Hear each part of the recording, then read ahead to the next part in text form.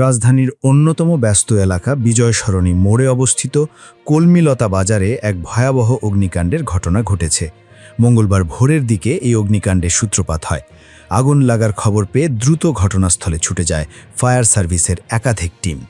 Fire service ও civil defence সূত্রে জানিয়েছে, আজ ভোর 5:14 তারা কলমিলতা বাজারে আগুন লাগার সংবাদটি পায়। খবর পাওয়ার মাত্র 6 মিনিটের মাথায় অর্থাৎ ভোর 5:20 ফায়ার সার্ভিসের প্রথম দল ঘটনাস্থলে পৌঁছে পুরোদমে উদ্ধার ও আগুন নিয়ন্ত্রণের কাজ শুরু করে। প্রাথমিকভাবে জানা গেছে, ওই বাজারের একটি দোতলা মার্কেটের নিচতলা থেকে আগুনের সূত্রপাত হয়েছিল। ভোরবেলা লাগা এই আগুন দ্রুত ছড়িয়ে পড়তে থাকায় পরিস্থিতি নিয়ন্ত্রণে আনতে একে একে ফায়ার সার্ভিসের বেশ কয়েকটি স্টেশন যুক্ত হয়।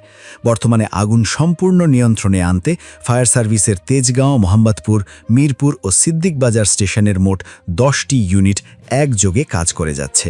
তবে প্রাথমিকভাবে আগুন লাগার সুনির্দিষ্ট কারণ কিংবা ক্ষয়ক্ষতির পরিমাণ সম্পর্কে এখনও কিছু জানা যায়নি।